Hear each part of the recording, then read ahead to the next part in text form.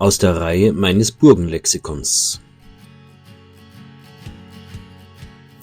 Burgenlexikon von A bis Z. Was Sie schon immer über Burgen wissen wollten oder auch nicht. Von und mit Matthias Hälzel alias der Burgenmeister.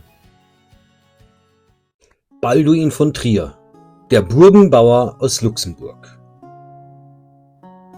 Balduin von Luxemburg, Erzbischof von Trier, einer der mächtigsten Männer des 14. Jahrhunderts. Er baute Burgen aus, stärkte Städte und führte das Trier Erzstift aus finanziellen Nöten zurück zur Macht und Ruhm. Ein Meister der Politik und Kirchenfürst von europäischem Rang. Schauen wir uns sein Wirken genauer an. Heute im Burgenlexikon geht es um einen Mann, der wie kaum ein anderer das Gesicht des Mosel- und Hunsrückraums geprägt hat. Balduin von Luxemburg, besser bekannt als Balduin von Trier. Er war von 1307 bis 1354 Erzbischof und Kurfürst von Trier, einer der mächtigsten Fürsten seiner Zeit und zugleich ein begnadeter Bauherr und streitbarer Kriegsherr. In seiner fast 50-jährigen Regierungszeit entstanden Burgen, Brücken und Klöster, von denen viele noch heute sichtbar sind. Herkunft, Kindheit und Jugend. Geboren wurde Balduin um 1285 in Luxemburg. Er stammte aus dem berühmten Haus Luxemburg, das später gleich mehrere Kaiser und Könige stellte.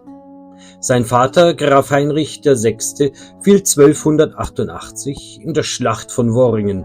Balduin war zu diesem Zeitpunkt noch ein Kind. Hier sehen wir die Schlacht von Worringen. Markiert sind die Luxemburger. Das Bild stammte allerdings aus späterer Zeit, etwa aus dem 14. und 15. Jahrhundert. Balduin und sein älterer Bruder Heinrich, der spätere Kaiser Heinrich VII., wurden am französischen Königshof erzogen. Dort lernte Balduin nicht nur Französisch und Latein, sondern bekam auch Einblicke in die Ritterkultur, höfische Politik und die harte Realität mittelalterlicher Machtkämpfe. Hier eine Darstellung des ehemaligen Louvres, also des Schlosses in Paris. Für den jüngsten Sohn war wie so oft eine geistliche Laufbahn vorgesehen. Balduin studierte ab 1299 in Paris Theologie und Kirchenrecht.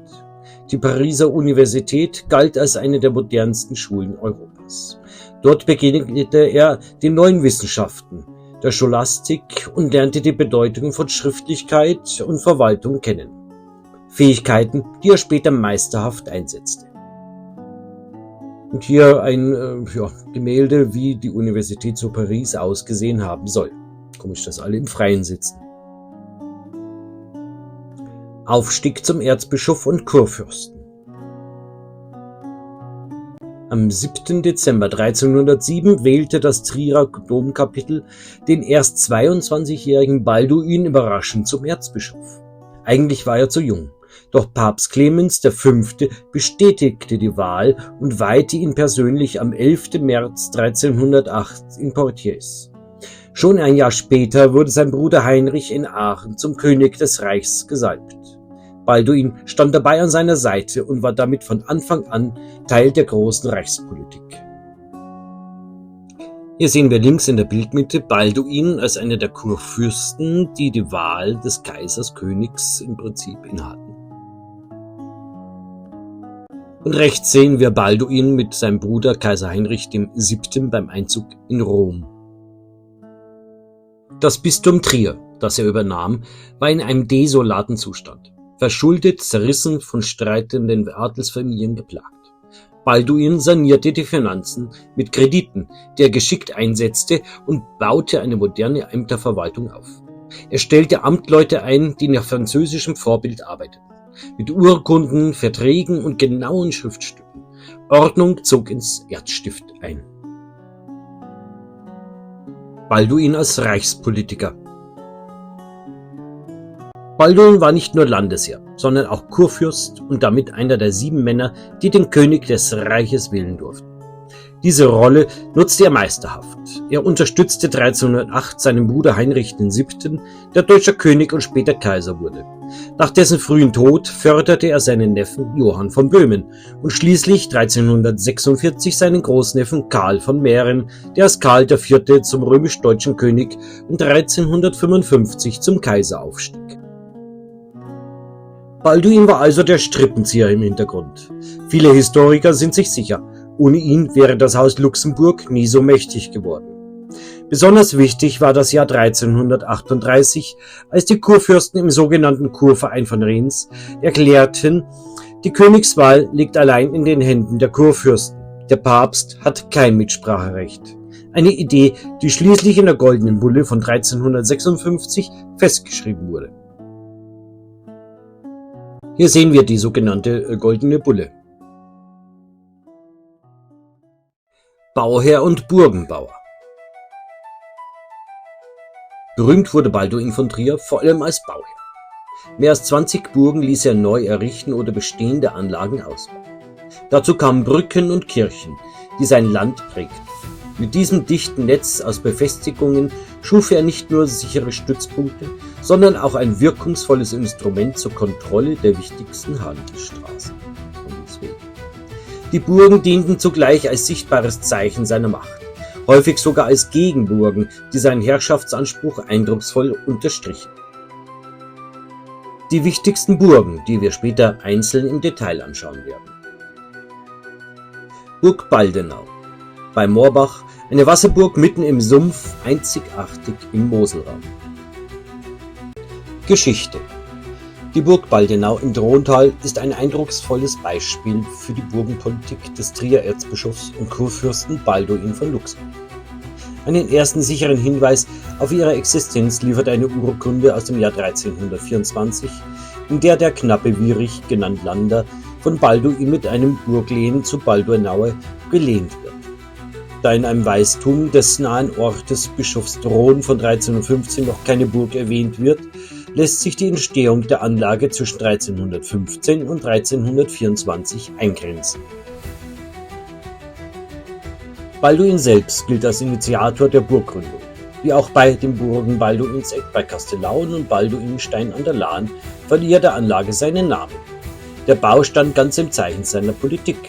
Balduin wollte die Macht des Erzstifts Trier und im Hunsrück sichern und den Einfluss der Wildgrafen und Rheingrafen eindämmen. Als Vorwerk diente vermutlich der nicht weit entfernte stumpfe Turm bei Hinzerath, der als Landwart den Bereich überwachte. Doch die große strategische Bedeutung verlor Baldenau schon bald.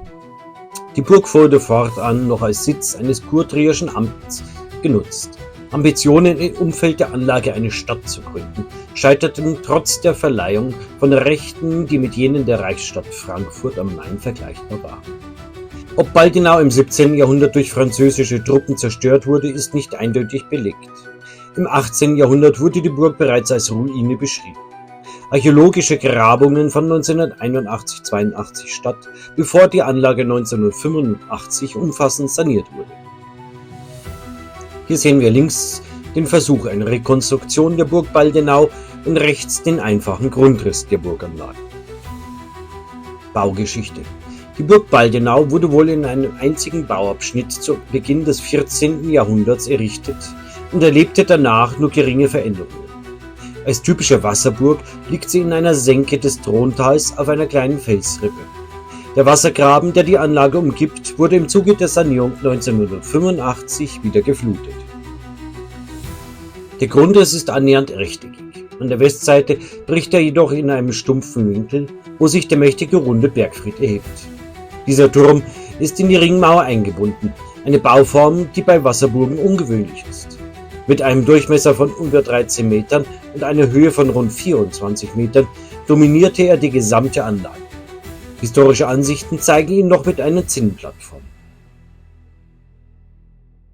Auf der Ostseite befand sich der quer gelagerte Saalbau, eine Gemenate des Spätmittelalters, deren Erdgeschoss und wenige Mauerreste bis heute erhalten sind. An der Südseite führte einst eine Brücke über den Wassergraben in die Burg, heute durch eine Holzbrücke von 1985 ersetzt. Besonders bemerkenswert sind die schmalen Schlitzscharten in der südlichen Ringmauer, die für die Verteidigung ausgelegt waren. Zusammen mit dem Bergfried und dem stumpfen Winkel bei Hinzerath bildet Baldenau ein enges Netz kurtrierischer Machtprojektion im Hunsrück. Hier sehen wir die Ostseite der Burg Baldenau mit dem Zugang. Hier ein Blick auf die östliche Seite und ein Blick auf die etwas südliche Seite mit dem Bergfried. Archäologie und Erhaltung. Archäologische Grabungen wurden erstmals 1981-82 durchgeführt. Dabei konnten wichtige Erkenntnisse zur ursprünglichen Anlage gewonnen werden. Die heutige Ruine zeigt sich dank der umfangreichen Sanierungen von 1985 in einem stabilen und eindrucksvollen Zustand. Damals wurde auch der Burggraben wieder mit Wasser geflutet und so das mittelalterliche Erscheinungsbild der Anlage rekonstruiert. Heute ist Burg Baldenau eine der wenigen vollständig erhaltenen Wasserburgruinen im Hunsrück und ein einzigartiges Zeugnis kurtrierischer Landesbaukunst unter Balduin von Luxemburg. Sie ist zugleich Denkmalausflugsziel und Symbol für ein spannendes Kapitel rheinischer Territorialgeschichte. Burg Balduinseck. Geschichte. Die Entstehung von Burg Balduinseck geht auf das Jahr 1325 zurück. In diesem Jahr ließ Erzbischof Balduin von Luxemburg, einer der großen Bauherren seiner Zeit, die Anlage errichten. Der Standort war strategisch gewählt, direkt an der Grenze zum Territorium der Grafen von Sponheim, die in Kastellaun über eine mächtige Burg verfügten. Noch im selben Jahr wurde im Einvernehmen mit den Rittern Wierich und Richard von Buch der Burgfriedsbezirk festgelegt. Nur wenige Jahre später, 1330, taucht die erste urkundliche Erwähnung eines Burgmanns auf. Hermann, genannt Sunder von Senheim, wird als Burgmann zu Balduinseck genannt. Dies deutet darauf hin, dass die Burganlage zu dieser Zeit bereits weitgehend fertiggestellt war. Ihr Hauptzweck die Sicherung der kurtrierischen Besitzungen im vorderen Hunsrück. Mit einer Einigung zwischen Kurtrier und den Grafen von Sponheim in der Mitte des 14. Jahrhunderts verlor Balduinseck jedoch rasch an militärischer Bedeutung. Aus einer wehrhaften Grenzburg wurde bald ein Verwaltungssitz, in dem ein kurtrierischer Amtmann residierte. Im Jahr 1465 gelangte die Burg als Pfand an Otto Walbott von Bassenheim. Doch spätestens im 17. Jahrhundert wurde sie aufgegeben. 1707 wird sie bereits als baufällig beschrieben und 1780 sprechen die Quellen nur noch von der Ruine Balduinseck. Heute ist die eindrucksvolle Anlage im Besitz der Gemeinde Buch. Hier sehen wir den Rekonstruktionsversuch der Burg Balduinseck mit den dominierenden Donjons nach französischem Vorbild.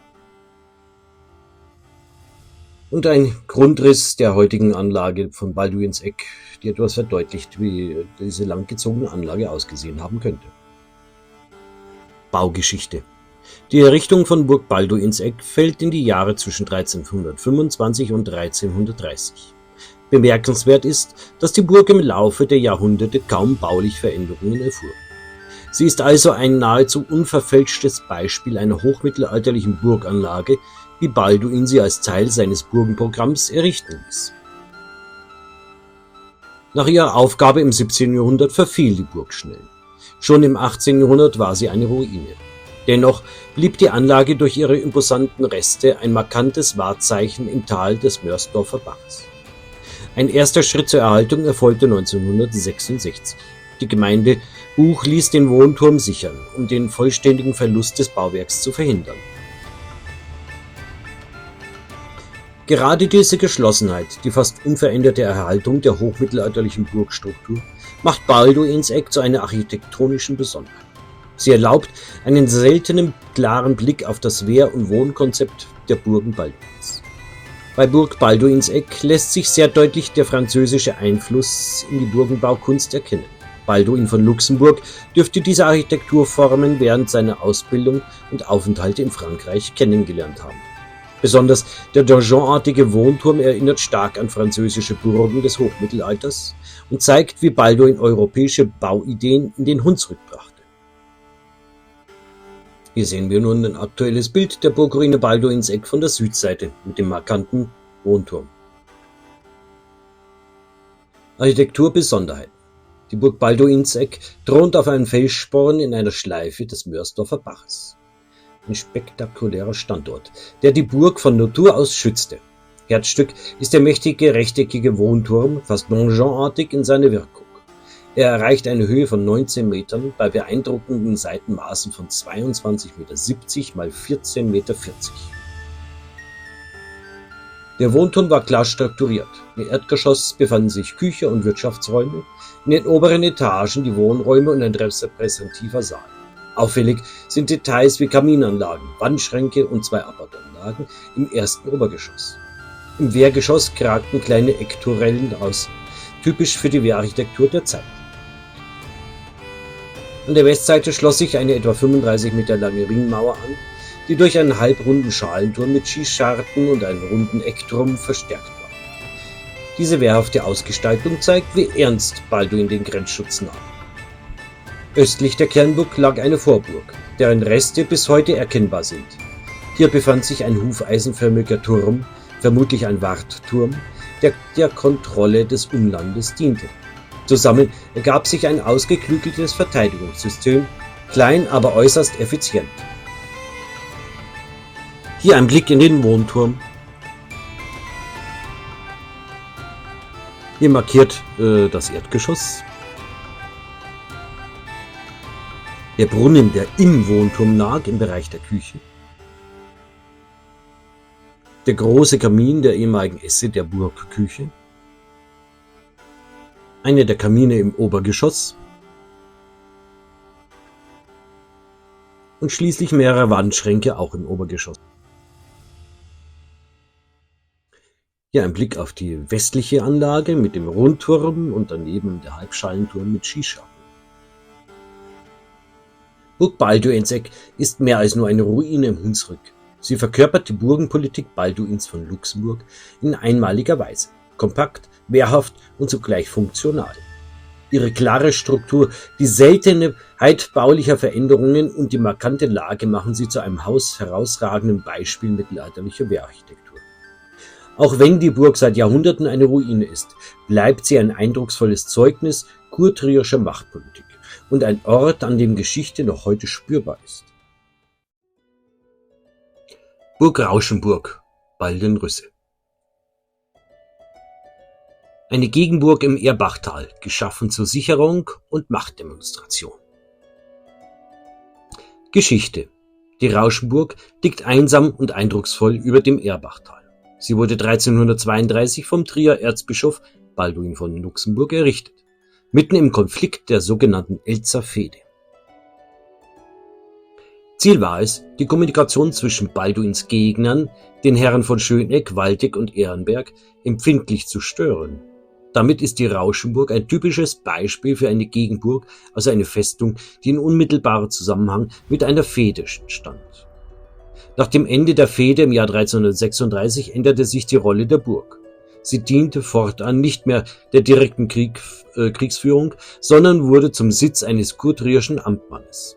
Als erster Burggraf ist Konrad von Esch bezeugt, ebenfalls 1336. Damit war die Rauschenburg in die Verwaltung des Kurstaats eingebunden. Im Laufe des 15. Jahrhunderts wechselten die Besitzverhältnisse mehrfach. Mehrere Adelsfamilien teilten sich Rechte und Anteile an der Burg, darunter die Waldeck, die Walport von Bassenheim, die Herren von Eich. Diese Zersplitterung schwächte die Anlage und machte sie anfälliger für politische und militärische Konflikte. 1488, während der sogenannten Beilsteiner Fehde, wurde die Rauschenburg schwer beschädigt. In der Folge verlor sie ihre Bedeutung und wurde aufgegeben. Bald darauf begann der Verfall und aus der einstigen Machtfestung wurde eine Ruine, die sich bis heute über dem Tal erhebt. Hier sehen wir einen Rekonstruktionsversuch der Burg Rauschenburg. Hier sehen wir den Grundriss der Rauschenburg. Markiert sind die Toranlagen der Rauschenburg. Oben ein Zwinger, der aber wohl auch bebaut war, und ganz links eine Art Bastion. Hier der runde Bergfried, der quasi in den Torzwinger hineinragt. Reste von ehemaligen Wirtschaftsgebäuden. und schließlich der langgestreckte Palastbau. Baugeschichte. Die Rauschenburg wurde in kurzer Zeit errichtet, wohl unmittelbar zu Beginn der Elsterfehde 1332. Der schnelle Bau erklärt sich durch die akute militärische Notwendigkeit. Balduin brauchte eine wehrhafte Anlage, die den Jägern sofort Druck machte und deren Bewegungen einschränkte. Bereits 1401 berichteten Quellen von größeren Schäden an der Burg. Ob diese durch kriegerische Auseinandersetzungen oder durch bauliche Mängel entstanden ist, unklar. Fest steht, der Instandhaltungsaufwand war hoch und die Anlage wurde zunehmend vernachlässigt. Spätestens in den 1480er Jahren wurde die Burg endgültig aufgegeben. Sie erfüllte ihre Funktion als Machtsymbol und Grenzsicherung nicht mehr. Damit begann der Prozess des Verfalls, der bis ins 18. Jahrhundert hinein fortschritt. Heute präsentiert sich die Rauschenburg als imposante Ruine. Und gerade dieser unfertige, fragmentarische Zustand macht ihren Reiz aus. Man erkennt noch die ursprüngliche Bauidee Balduins, eine strenge, kompakte Festung, die auf Effizienz und Wehrhaftigkeit ausgelegt war. Hier ein Blick auf die Westseite der Burg. Rechts, etwa in der Bildmitte, erkennt man noch den Stumpf des Bergfrieds. Architektur und Besonderheiten. Die Rauschenburg wurde auf einem markanten Bergsporn errichtet, der vom Erbachtal und dem Mermuther Bachtal flankiert wird. Der polygonale Grundriss erfolgt den topografischen Gegebenheiten und verleiht der Burg ihre ungewöhnliche Form. Besonders auffällig ist die Schildmauer an der östlichen Angriffsseite. Sie ist bis heute rund 10 Meter hoch und 1,40 Meter stark. Vorgelagert waren eine Zwingeranlage und ein Halsgraben, die den Zugang zusätzlich erschwerten. Der Weg in die Burg führte über eine Brücke, dann durch hintereinander liegende Tore, ein durchdachtes Sicherungssystem, das Angreifer mehrfach aufhielt. Im nördlichen Teil des Burghofs sind die Reste eines langgestreckten Wohnbaus erkennbar. Balkenlöcher und eine Kaminanlage deuten auf ein mehrgeschossiges Gebäude mit repräsentativen Räumen hin. Auf der Westseite stand der runde Bergfried, von dem sich heute nur noch Teile erhalten haben. Eine Besonderheit der Rauschenburg ist die Wasserversorgung. Statt eines Brunnens wurde eine etwa 4 mal 5 Meter große Zisterne in den Schieferfelsen geschlagen, was darauf hindeutet, dass man sich keine Zeit für einen Brunnenbau nahm. Sie sicherte die Versorgung mit Regenwasser und war für eine Gegenburg, die jederzeit belagert werden konnte, von zentraler Bedeutung. Hier sehen wir das bis heute erhaltene innere Tor. Hier ein Blick auf den ehemaligen Wohnbereich. Die Rauschenburg ist ein eindrucksvolles Beispiel für die Burgenpolitik Balduins von Luxemburg. Errichtet als schnelle und kompromisslose Gegenburg in der Elsterfehde, zeigt sie, wie konsequent Balduin Burgen als Machtinstrument einsetzte.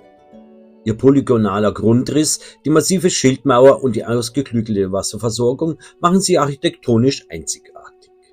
Auch wenn sie schon im Spätmittelalter aufgegeben wurde, bleibt sie bis heute ein steinerner Zeuge für die Konflikte und Machtkämpfe des 14. und 15. Jahrhunderts im Hunsrück.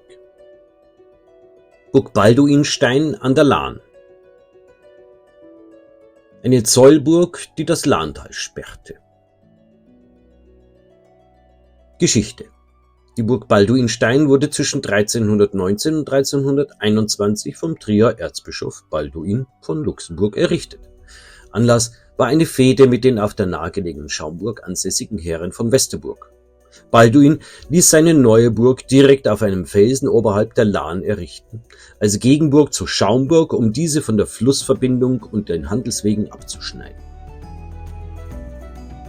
Schon 1321 war die Anlage soweit fertig, dass ein Sühnevertrag zwischen Balduin und Reinhard von Westerburg geschlossen werden konnte.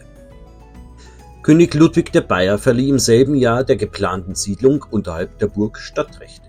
Ein Hinweis darauf, dass Balduin mit Balduinstein nicht nur eine Burg, sondern auch ein städtisches Zentrum als Machtstützpunkt schaffen wollte. 1334 übergab Balduin die Burg und die Amtmannschaft als Pfandlehen an Ritter Dietrich von Staffel. Er verpflichtete sich, die Burg auszubauen und unterhalb eine befestigte Stadt anzulegen. Tatsächlich entstand in der Folge eine kleine Stadt mit Ringmauer, Türmen und 4 Stadttoren. Nach 1429 wurde diese durch die Familie von Staffel weiter verstärkt. Im 16. Jahrhundert erfolgte noch einmal eine Instandsetzung der Burg unter Philipp und Balthasar von Staffel. Doch ab der Mitte des 17. Jahrhunderts verfiel die Anlage zunehmend. 1665 baten die Herren von Staffel sogar um Genehmigung, die Burg abbrechen zu dürfen. Ein Abriss, der glücklicherweise nie vollständig durchgeführt wurde.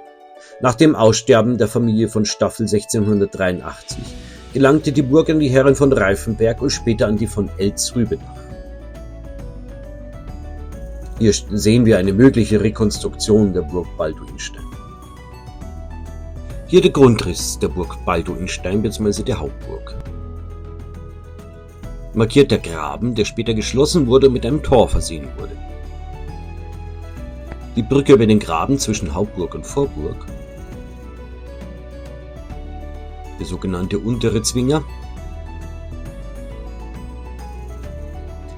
Der Wohnbau mit dem turmartigen Anbau.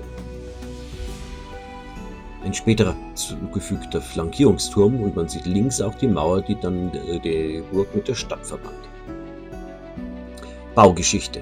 Burg Balduinstein war bereits 1321 weitgehend fertiggestellt. Auffällig ist ein Hinweis in der Limburger Chronik, die von einer Anlage in der neuen Weise spricht. Was genau damit gemeint ist, bleibt bis heute umstritten. Vermutlich bezieht sich die Formulierung auf den Grundriss und die Wehrtechnik, möglicherweise aber auch auf den Wohnkomfort. Im Unterschied zu vielen älteren Burgen verzichtete Balduinstein auf einen klassischen Bergfried. Stattdessen dominierte der Palast, der repräsentative Wohnbau, die Anlage. Das war für die frühe 14. Jahrhundertbauweise modern und verweist auf französische Einflüsse, die Balduin aus seiner Ausbildung kannte. Nach 1339 wurde die Burg weiter ausgebaut. Vor allem der Palast wurde zweigeschossig aufgestockt und hielt eine zinnenbekrönte Wehrplattform. Auch die Umfassungsmauer und der Südturm wurden erhöht. Später kamen ein vorgelagerter Zwinger sowie eine rechteckige Vorburg mit eigenen Türmen und Toranlage hinzu. Im Westen erhielt die Burg einen polygonal fünfeckigen Zwinger, der den ansteigenden Burgweg sichert. Schließlich wurde um Burg und Vorburg eine befestigte Stadtmauer mit 4 Toren und weit mehreren Schalentürmen angelegt. Diese enge Verzahnung von Burg und Stadt macht Balduinstein zu einem einzigartigen Beispiel kurtrierischer Burgpolitik. Hier sehen wir die Gesamtansicht der Hauptburg von Balduinstein. Im Vordergrund natürlich der Palastbau. Architektur und Besonderheiten. Die Kernburg nimmt eine ovale Felskuppe ein, die von einer hohen polygonalen Ringmauer mit Schießscharten umgeben ist. Im Innern steht weitgehend frei der Palast, ein trapezförmiger Bau, der später Züge eines Wohnturms erhielt. Ursprünglich eingeschossig, wurde er in mehreren Phasen erhöht und aufwendig ausgestattet. An der Südostecke steht ein viereckiger Turm, während der Zugang an der Nordspitze lag. Dieser führte über eine Brücke und einen Halsgraben in die Burg. Der Palast war so angelegt, dass er den Innenhof in 2 Bereiche teilte. Ein eher untypisches, aber innovatives Konzept. Die Vorburg mit ihren flankierenden Türmen und der mächtigen Westzwinger verdeutlichen die Wehrhaftigkeit der Burg. Gleichzeitig bot der Palast mit seinen Wohn- und Repräsentationsräumen deutlich mehr Wohnkomfort als ältere Burgen dieser Zeit. Damit spiegelt Balduinstein Balduins Anspruch wider, Burgen nicht nur als Festungen, sondern auch als Herrschaftssitze mit Wohnqualität zu errichten. Archäologische Funde wie Ofenkacheln und feines Steinzeug aus dem 14. bis 16. Jahrhundert bestätigen diesen repräsentativen Charakter. Bei Restaurierungen zwischen 1991 und 1998 konnten zahlreiche dieser Funde dokumentiert werden. Hier sehen wir die Nordseite der Burg Balduinstein und hier ein Blick in das Innere des Palastbaus. Burg Balduinstein ist ein herausragendes Beispiel für die Burgenpolitik Balduins von Luxemburg. Strategisch als Gegenburg errichtet, verband sie Wehrhaftigkeit mit repräsentativer Architektur. Ihre Besonderheit liegt im Verzicht auf den klassischen Bergfried, im modernen Palastbau und in der engen Verbindung von Burg und Stadt. Heute ist Burg Balduinstein trotz teilweiser Zerstörungen ein bedeutendes Denkmal, das die Mischung aus mittelalterlicher Militärarchitektur und herrschaftlichem Wohnsitz eindrucksvoll sichtbar macht. Burg Boppard. nach einem Bürgeraufstand ausgebaut, um die Stadt dauerhaft zu kontrollieren. Geschichte. Die Entstehung der Burg Poppart wurde lange Zeit Erzbischof Balduin von Luxemburg im 14. Jahrhundert zugeschrieben. Dendrochronologische Untersuchungen zeigen jedoch, dass der zentrale Wohnturm bereits 1265 errichtet wurde. Damit ist die Anlage wohl eher als Reichsburg oder König Richard von Cornwall zu deuten. 1312 gelangte die Reichsstadt Poppart samt Burg als Pfand an Balduin von Luxemburg. Nur wenige Jahre später, 1327, musste er die Stadt und Burg mit militärischer Gewalt unterwerfen, woraufhin die Burg stark ausgebaut wurde unter Balduin. Auch 1497 kam es zu einer erneuten Belagerung im sogenannten Popparter Krieg. Nach dem Übergang an Courtrier diente die Burg fortan als Sitz eines Amtmannes und zugleich als Zollburg am Rhein. Ihre Lage machte sie zu einem wichtigen Verwaltungs- und Einnahmepunkt. Die Nutzung änderte sich im Laufe der Jahrhunderte mehrfach. 1788 entstand eine Amtswohnung, nach 1794 wurde die Burg als Magazin und Lazarett genutzt. Im 19. Jahrhundert war sie unter anderem Strafanstalt und Gendarmeriequartier. Seit 1951 beherbergt sie das Städtische Museum von Poppart. Hier eine Ansicht aus dem 19. Jahrhundert der Burg Poppart. Hier sehen wir den Grundriss der Burg Poppart, in der Mitte der wohl aus dem 13. Jahrhundert stammende Wohnturm. Baugeschichte. Der Ursprung der Burg reicht in das Jahr 1265 zurück, als der quadratische Wohnturm mit 5 Geschossen und einem vorkragenden Werkgeschoss errichtet wurde. Erst 1335 erhielt er sein Dach. Damit zählt er zu den ältesten erhaltenen Wohntürmen am Mittelrhein. Unter Balduin von Luxemburg wurde die Burg ab 1340 erweitert. Ein L-förmiger Westflügel mit Eckturm kam hinzu.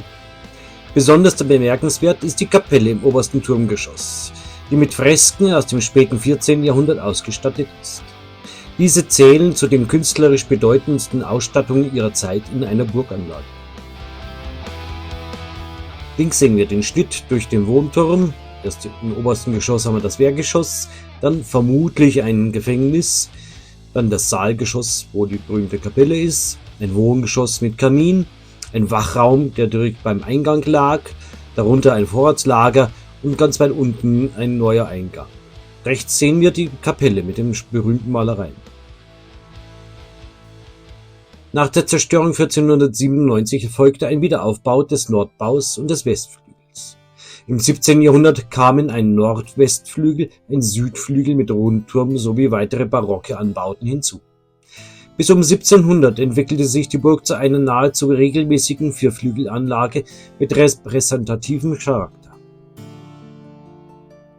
Im 19. Jahrhundert veränderte man die Anlage nochmals grundlegend. Barockdächer verschwanden, Gräben wurden zugeschüttet und die Gebäude im Inneren umgestaltet. Trotz dieser Eingriffe blieb die mittelalterliche Grundstruktur mit dem mächtigen Wohnturm und den Rundtürmen bis heute klar erkennbar. Ein besonderes Zeugnis für die lange Bau- und Nutzungsgeschichte der Burg Poppart. Hier ein Blick auf die etwa nordwestliche Seite der Burg. Hier ein Blick auf die Nordseite, die direkt zum Rheinufer geht. Burg Eltville am Rhein. Balduins Bauverbot schreckte ihn nicht ab, die Stadt zu befestigen. Geschichte. Die Ursprünge der kurfürstlichen Burg Eltville reichen in die erste Hälfte des 14. Jahrhunderts zurück. Anlass für ihre Errichtung waren die Viren der ersten Mainzer Stiftsfehde zwischen 1328 und 1336, in der es um die Besetzung des Erzbischofsstuhls ging. Balduin von Luxemburg wurde zum Administrator bestimmt. Doch Heinrich von Virneburg, der vom Papst ernannt worden war, setzte sich in Mainz durch. Balduin durfte zwar über die Burgen des Erzstifts verfügen, jedoch keine neuen errichten. Stattdessen ließ er 1332 Eltville zur Stadt erheben und mit Mauern umgeben. Damit schuf er die Grundlage für die spätere Burg. Nach Ende der Fehde war es Heinrich von Virneburg, der zwischen 1341 und 1343 die Burg im Südosten der neuen Stadtmauer errichten ließ. Sie entstand vermutlich an der Stelle einer älteren Anlage, die im Zollkrieg von 1301 zerstört worden war. Eltville wurde den folgenden Jahrhunderten zur wichtigen Residenz der Mainzer Erzbischöfe. Erst der Dreißigjährige Krieg brachte 1635 Zerstörungen durch schwedische Truppen. Später wechselte die Burg mehrfach den Besitzer, wurde zeitweise Forsthaus, dann Museum und ist heute ein bedeutendes Kulturdenkmal am Rhein. Links sehen wir die Burg Eltville etwa im 19. Jahrhundert. Markiert der Zwinger in Richtung Stadt. Markiert ist der Rheinzwinger. Hier der runde Bergfried der frühen Burg, der archäologisch nun gefunden wurde. Der aus dem 14. Jahrhundert stammende Wohnturm. Und hier die Ruine des Palas, auch aus dem 14. Jahrhundert. Baugeschichte. Lange nahm man an, Balduin von Luxemburg selbst habe mit dem Bau begonnen. Neuere Forschung sieht ihn jedoch nur als Initiator der Stadtbefestigung. Die eigentliche Burg entstand ab 1341 unter Heinrich von Virneburg, gebaut vom Eltviller Steinmetz Merkelin. Ein besonders archäologisches Ergebnis. An der Stelle des heutigen Wohnturms konnte der Nachweis eines runden Bergfrieds erbracht werden, der ursprünglich das wehrhafte Herzstück der Anlage bildete. Dieser wurde später durch den markanten quadratischen Wohnturm ersetzt, der bis heute das Bild der Burg prägt. Im späten Mittelalter wurde die Anlage ausgebaut. 1487 modernisierte man die Befestigungen und fügte Palas und Westflügel hinzu. Nach den schweren Schäden von 1635 brach man diese Gebäude ab. Der Graben im Westen wurde zugeschüttet. Nur der Wohnturm blieb erhalten und erhielt ein neues Dach. 1682 entstand unter Giovanni Angelo Barella der zweigeschossige Ostflügel, der ältere Bauteile integriert. Weitere Veränderungen folgten in den Jahrhunderten von französischem Beschuss 1793 bis zu preußischen Restaurierungen im 19. Jahrhundert. Nach Brand- und Kriegsschäden wurde die Burg im 20. Jahrhundert erneut saniert. Seit den 1970er Jahren dient sie als Museum und Veranstaltungsort. Hier ein Blick auf die Westseite mit dem markanten Wohnturm. Baubeschreibung. Die Burg Eltville liegt direkt am Rhein und misst etwa 65 auf 45 Meter. Eine Ringmauer umschließt die Anlage vollständig, ergänzt durch tiefer liegende Zwingeranlagen und einen Trockengraben im Norden und Westen. Beherrschendes Element ist der 27 Meter hohe quadratische Wohnturm mit polygonalen Ecktürmchen. Sein Standort erinnert an den einzigen runden Bergfried, der hier entstand und dessen Existenz archäologisch belegt ist. Westlich des Turms schloss der Palas an, dessen Reste mit Kreuzstockfenstern und Latrinen noch heute sichtbar sind. Der barocke Ostflügel entstand im 17. Jahrhundert, greift auf die Bausubstanz des Vorgängers zurück. Der Nord- und Westflügel sind nur noch fragmentarisch erhalten. Die Einbindung der Burg in die Stadtbefestigung von Eltville machte sie zu einer strategisch wichtigen Anlage am Rhein, die über Jahrhunderte Macht und Herrschaft Mainzer Erzbischöfe widerspiegelt. Hier ein Blick in das Wohngeschoss des Wohnturms mit ehemaligen Kamin. Brücken, Burgen und ein Name aus Stein. Dazu kamen spektakuläre Bauprojekte. Die Balduinbrücke in Koblenz, die erste steinerne Moselbrücke des Mittelalters und die Sanierung der Römerbrücke in Trier. Anekdote. Zeitgenossen spotteten, Balduin habe so viele Burgen gebaut, dass man kaum noch einen Hügel ohne seine Mauern finde. Tatsächlich benannte er einige Burgen gleich nach sich selbst. Baldenau, Balduinseck, Balduinstein. Sein Name sollte in Stein verewigt sein. Balduin als Kriegsherr. Doch all diese Burgen wären wertlos gewesen ohne militärische Macht. Balduin war nicht nur Kirchenfürst, sondern auch Ritter. Schon als junger Mann hatte er ritterliche Ausbildung am französischen Hof genossen. Er führte Kriege gegen die Grafen von Sponheim, gegen die Stadt Metz und gegen aufmüpfige Bürger in Boppard und Oberwesel. Besonders berüchtigt ist die Geschichte seiner Gefangennahme durch Loretta von Sponheim im Jahr 1328. Balduin reiste arglos durch ihr Territorium, da er auf einen Waffenstillstand vertraute. Doch Loretta ließ sie in kurzerhand festsetzen. Ein Erzbischof, Kurfürst und Reichsfürst in Haft. Erst gegen die Zahlung von 30 Pfund Heller und unter strengen Auflagen kam er wieder frei. Ein peinlicher Moment, der sich tief ins kollektive Gedächtnis einprägte. Dennoch zeigte Balduin militärische Stärke wo nötig. 1337 bis 1342 tobte die Dauner-Fehde gegen die Wildgrafen im nahe Hunsrückraum, in der Burgen belagert und zerstört wurden. Gleichzeitig verstand er es, Gegner oft durch geschickte Verhandlungen oder Lehensverträge an sich zu binden. Krieg war teuer und Balduin war ein Meister darin, Macht mit Geld und Diplomatie zu sichern. Hier ein Blick auf die Dauner Burg, wie sie vielleicht zur damaligen Zeit ausgesehen haben könnte. Die Elzer Fehde. Ursachen und Gegner. Die Fehde begann um 1331, als mehrere Ritterfamilien, darunter die Herren von Elz, sich weigerten, Balduins neue Amtsverwaltung anzuerkennen. Sie sahen ihre Eigenständigkeit bedroht und schlossen sich zu einer Adelsopposition zusammen. Balduin, der seine Autorität sichern wollte, konnte diese Aufbegehren nicht dulden. Militärische Maßnahmen. Bau der Gegenburgen. Um die Rebellen unter Druck zu setzen, griff Balduin zu einer typischen Waffe seiner Macht, dem Burgenbau. Er ließ in unmittelbarer Nähe von Burg Elz gleich 2 Gegenburgen errichten, die Trutz Elz und die etwas weiter entfernte Burschenburg. Von hier aus konnte er die Versorgung und Bewegung der Elzer Ritter blockieren. Die Bauwerke waren Zeichen seiner Entschlossenheit und eine klare Botschaft: Wer sich widersetzt, wurde militärisch eingekesselt. Burg Trotzelz, Baltenelz. Als Gegenburg zur Burg Elz während der Elzer Fehde gebaut. Geschichte.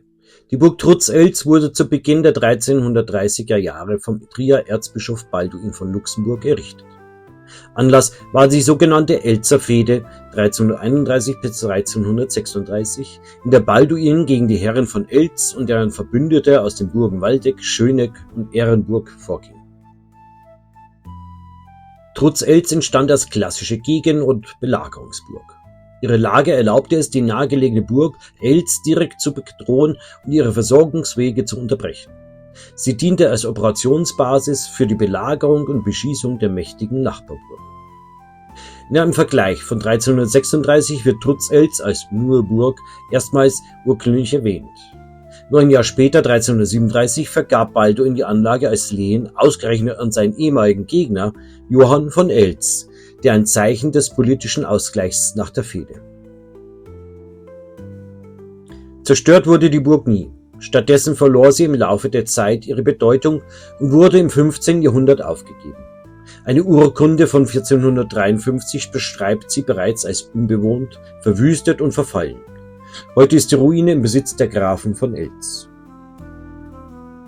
Und hier sehen wir das Panorama, links natürlich die berühmte Burg Elz und rechts oben ihre Gegenburg, die Trutzelz. Wird zurzeit saniert. Baugeschichte. Die Burg Trutzelz ist nur in einer Bauphase errichtet worden. Sie entstand rasch und zielgerichtet während der Elzer Fehde und wurde danach nicht mehr wesentlich ausgebaut oder verändert. Gerade diese Geschlossenheit macht die Burg baugeschichtlich besonders interessant. Sie ist ein authentisches Beispiel für eine reine Belagerungsburg ohne spätere Überformung oder Erweiterung. Der Bau zeigt deutlich Balduins Strategie. Durch schnell errichtete funktionale Burgen den Gegner militärisch und logistisch unter Druck zu setzen. Dass Trutzelz nicht zerstört, sondern schlicht aufgegeben wurde, erlaubt es, die ursprüngliche Gestalt dieser ungewöhnlichen Anlage bis heute gut zu erkennen.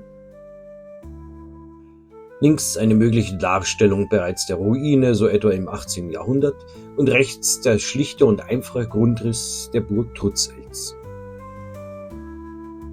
Markiert sind die Brücke über den Graben, der Zwinger, die Schildmauer, ein Wohnturm und natürlich der Burghof, wo vermutlich eine Blide stand, die auf die Burg Elz stoß. Baubeschreibung. Die Gesamtanlage von Trutzelz hat einen annähernd rechteckigen Grundriss. Im Mittelpunkt steht ein quadratischer Wohnturm, der sich an die schräg gestellte Schildmauer anschließt. Die Schildmauer springt markant nach Westen vor und diente als zusätzlicher Schutz gegen Angriffe. Über ihr verläuft ein Wehrgang, der über einen Rundbogenfries vorkragt und in der nördlichen Ecke auf einer kleinen Plattform endet. Im Westen der Nordmauer befindet sich ein spitzbogiges Doppeltor, das den Zugang sicherte. Die Anlage ist überwiegend aus einfachen Bruchsteinen errichtet, schlicht, aber zweckmäßig. Zusätzlichen Schutz bot eine kleine Zwingeranlage auf der Nordseite. Deren Mauern sind teilweise noch mit Schießscharten versehen, was die wehrhafte Funktion der Burg verdeutlicht. Hier sehen wir eine Luftperspektive der Burg mit der Schildmauer, mit diesen Kragsteinen, Rundbogenfries quasi, wo der Wehrgang früher drauf lief, und der anschließende Wohnturm. Burg Trutzelz ist ein seltenes Beispiel für eine mittelalterliche Belagerungsburg, die sich fast unverändert erhalten hat. Errichtet von Balduin von Luxemburg als Instrument im Machtkampf gegen die Elzer, verkörpert sie konsequente Burgenpolitik des Trierer Erzbischofs. Ihre Klarheit im Grundriss, die markante Schildmauer und der funktionale Wohnturm machen Trutzelz zu einem Bauwerk, das bis heute eindrucksvoll zeigt, wie strategisch Balduin seine Burgen einzusetzen wusste. Der erste Einsatz von Feuerwaffen. Besonders berühmt wurde die Elzer Fehde durch den ersten nachweisbaren Einsatz von Feuerwaffen im deutschen Reichsgebiet. Balduins Truppen setzten primitive Handbüchsen und kleine Geschütze ein. Ob er dieses Wissen aus Frankreich oder Norditalien mitbrachte, wo Pulverwaffen schon früher auftauchten, ist wahrscheinlich. Die Wirkung dieser frühen Kanonen war zwar noch begrenzt, aber der Lärm, Rauch und die Neuheit verbreiteten enormen Schrecken. Damit gilt die Elzer Fehde als Meilenstein der Militärgeschichte. Der Übergang vom klassischen Ritterkrieg hin zur Pulverära. Hier sehen wir einige dieser ersten Feuerwaffen. Links eine sogenannte Stangenbüchse, rechts auf dem Tisch sogenannte Pfeilbüchse oder Feuertopf und darunter ein nahezu originale Nachbild. Ausgang und Folgen der Elzer Fehde. Nach jahrelangem Widerstand mussten die Herren von Elz schließlich kapitulieren. Sie erkannten Balduins Oberhoheit an und die Burgen Trutzelz und Rauschenburg verloren ihren Zweck. Burg Elz selbst aber blieb bestehen und ist bis heute eine der berühmtesten Burgen an der Mosel. Für Balduin war die Fehde ein Sieg, der zeigte, dass er nicht nur auf Burgenbau und Diplomatie setzte, sondern auch bereit war, modernste Kriegstechnik einzusetzen. Reform und Verwaltung. Neben Krieg und Baupolitik war Balduin auch ein Reformator. Er ließ die Balduineen anlegen, eine Sammlung aller Rechte und Urkunden und Privilegien seines Erzstifts. Diese Bücher, handlich genug, um sie auf Reisen mitzunehmen, gelten als Meilenstein mittelalterlicher Verwaltung. Er gründete Kartäuserklöster in Koblenz 1331 und Trier 1332 und er schuf Rechtssicherheit durch Landfriedensbündnisse. Sogar im Münzwesen trat er hervor. Schon 1310 erhielt er das Recht, eigene Münzen zu prägen, ein Symbol seiner Macht. Tod und Nachwirkung. Am 21. Januar 1354 starb Balduin von Trier, etwa 69 Jahre alt. Sein monumentales Hochgrab im Trierer Dom, vollendet um 1360, erinnert noch heute an ihn. Später ehrte man ihn mit Denkmälern, dem Balduinbrunnen in Trier von 1897, eine Statue auf der Balduinbrücke in Koblenz 1975 und mehrere Schulen, die seinen Namen tragen. Balduin von Trier war vieles in einer Person: Erzbischof, Kurfürst, Bauherr und Kriegsherr. Ein Mann, der seine Epoche prägte, Burgen baute, Könige krönte und das Reich mitgestaltete. Sein Erbe sind die mächtigen Burgruinen und Bauten, die wir bis heute bestaunen können. Links zu sehen Balduin am sogenannten Balduinsbrunnen in Trier und rechts sein Hochgrab im Dom zu Trier. Danke, dass Sie dabei waren. Ich hoffe, Sie konnten ein Stück Burgengeschichte, Burgenwissen mitnehmen. Ihr Matthias Helzel alias der Burgenmeister. Und nicht vergessen, abonnieren und liken ist kostenlos.